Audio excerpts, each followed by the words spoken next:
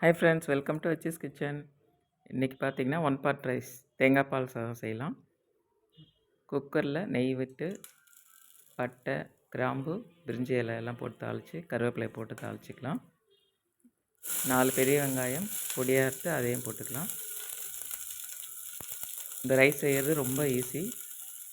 5 பச்சை மிளகாய் கீரி அதையும் போட்டு வதக்கிக்கலாம்.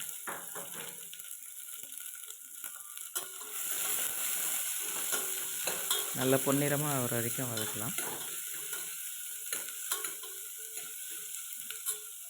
இப்போ பார்த்திங்கன்னா ஒரு ஜாரில் 10 பல் பூண்டு, 2 தக்காளி ரெண்டையும் போட்டு நல்லா பேஸ்ட்டாக அரைச்சி எடுத்துக்கலாம்.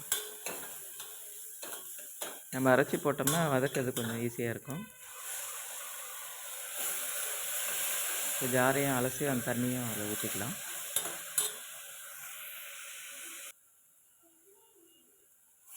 இந்த சாதம் பார்த்திங்கன்னா நல்லா டேஸ்ட்டாக இருக்கும். டக்குன்னு செஞ்சிடலாம், வேலையும் ஜாஸ்தி இழுக்காது நமக்கு. அடுத்தது பார்த்திங்கன்னா ஒரு மூடி தேங்காய் எடுத்து மிக்ஸி ஜாரில் போட்டு பால் எடுத்து வச்சுக்கலாம். தக்காளி பூண்டு பேஸ்ட் நல்லா வதங்கிடுச்சு. இப்போது ஒரே ஒரு உருளைக்கிழங்கு பொடியாக அறுத்து போட்டிருக்கேன். மீல் மேக்கர், இது கொஞ்சம் பொடியாக சின்ன சைஸ் மீல் மேக்கர், அதையும் ஊற வச்சு போட்டுக்கலாம். ரெண்டையும் வதக்கிட்டு ஒரு அழகு அரிசி ஒரு 20 நிமிஷம் ஊற வச்சுருக்கேன், அதையும் தூக்கி இதில் போட்டு நல்லா கலந்து விட்டுக்கலாம்.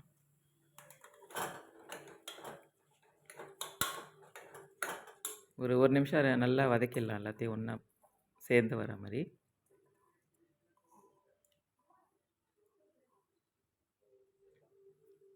இதே மெத்தடில் இந்த தேங்காய் பால் சாதம் செஞ்சு எப்படி வருதுன்னு நீங்களும் சொல்லுங்கள்.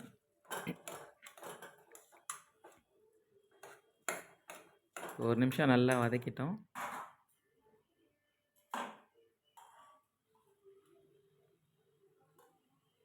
இப்போ அரைச்ச தேங்காய் பால் 1.5 டம்ளர் சேர்த்துக்கிறேன். ஒரு முடிக்கு 1.5 டம்ளர் தேங்காய் பால் எடுத்துருக்கேன் தண்ணி ஊற்றி. அதோட எக்ஸ்ட்ரா 1/2 டம்ளர் தண்ணி சேர்த்துக்கலாம். மொத்தம் 2 டம்ளர் தண்ணி. 1 டம்ளர் அரிசி, 2 டம்ளர் தண்ணி. அதாவது ஒரு அழகு அரிசிக்கு 2 அழகு தண்ணி. தேவையான அளவு உப்பு போட்டு நல்லா கலக்கி விட்டு மூடி போட்டு விசில் போட்டு வச்சிடலாம். ஒரு விசில் வந்தோடனே ஸ்லோ ஃப்ளேமில் வச்சு 10 நிமிஷம் வச்சுட்டு திறந்து பார்த்திங்கன்னா சாதம் சூப்பராக இருக்கும். இது வந்து புழுங்கல் பொன்னி அரிசி தான். இப்போ பார்த்திங்கன்னா 10 நிமிஷம் கழித்து விசில் திறந்தாச்சு. சாதமும் நல்லா சூப்பராக இருக்குது, உதிரி உதிரியாக இருக்குது. இதே மெத்தடில் செஞ்சு பார்த்திங்கன்னா உங்களுக்கு கரெக்டாக வரும்.